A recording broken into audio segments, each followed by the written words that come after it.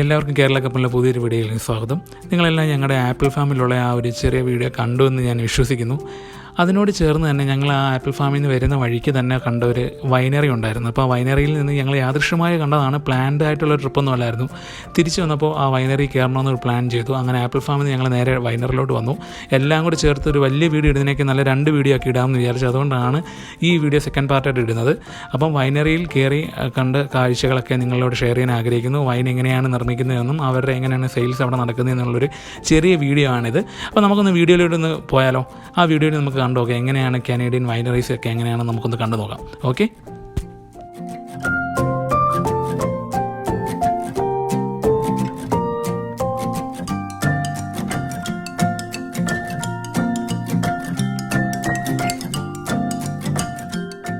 അങ്ങനെ ഞങ്ങളിപ്പോൾ ഒരു വൈൻയാർഡിൽ എത്തിയിരിക്കുകയാണ്. ഇത് ആപ്പിൾ ഫാമിൽ നിന്ന് തിരിച്ചു വരുന്നുള്ള വഴിക്ക് ഞങ്ങൾ കണ്ടൊരു വൈൻയാർഡാണ്.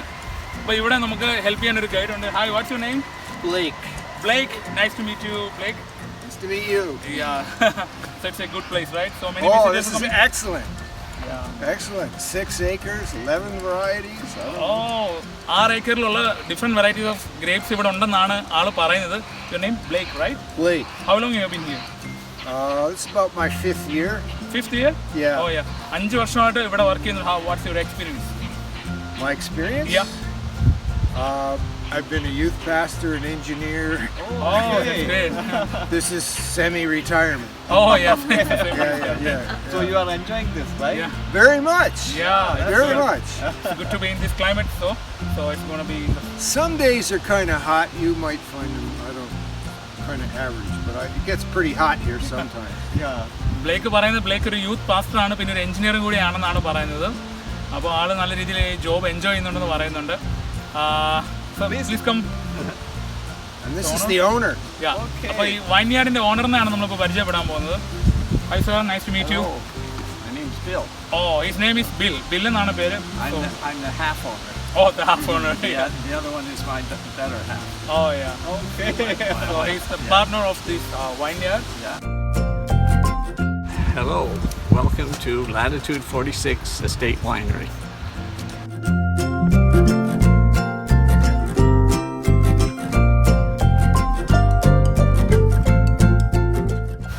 So we are going to enter this vineyard. So here we have many different varieties of wines, you told, right? Yes, at least 5. We have 5 available for tasting right now. Okay. Yeah.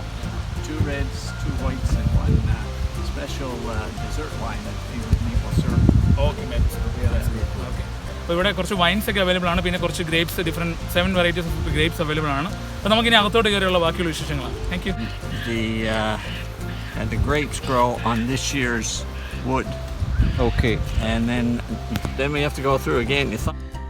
ഇദ്ദേഹത്തിൻ്റെ പേര് ബില്ലെന്നാണ്. ഇദ്ദേഹം ഒരു പാർട്ണറാണ് ഈ വൈൻയാർഡിൻ്റെ.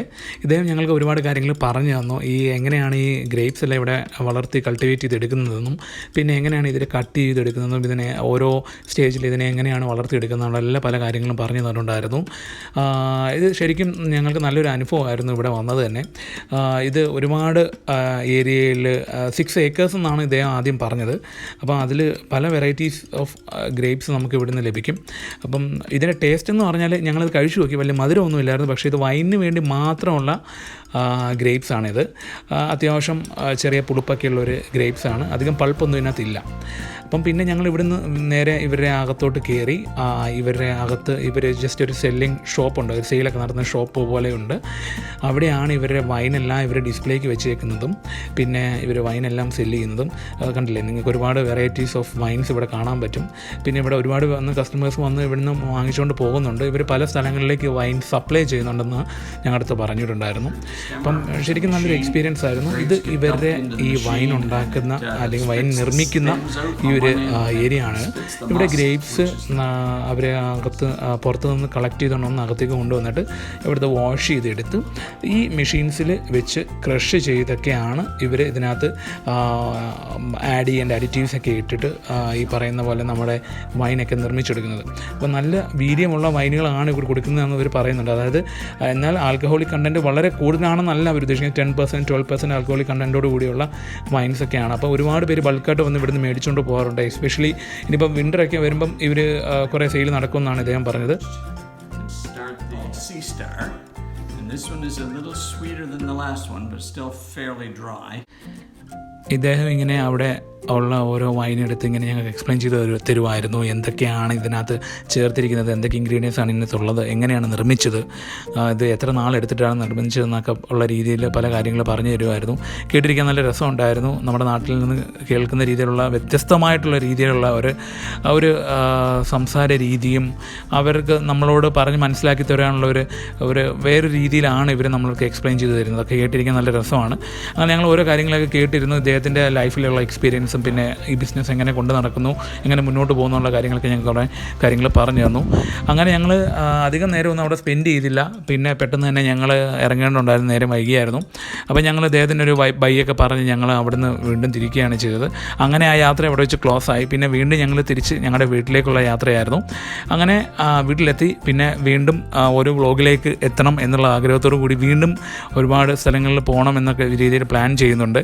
അപ്പോൾ തീർച്ചയായിട്ടും നിങ്ങൾ subscribe ചെയ്യുക, channel subscribe ചെയ്യുക, ലൈക്കും ഷെയറും ചെയ്യുക, കമൻറ്റ് ചെയ്യുക. അപ്പം വീണ്ടും പുതിയ വീഡിയോസുമായി കേരള കപ്പിൾ വീണ്ടും എത്തുന്നതായിരിക്കും. Thank you.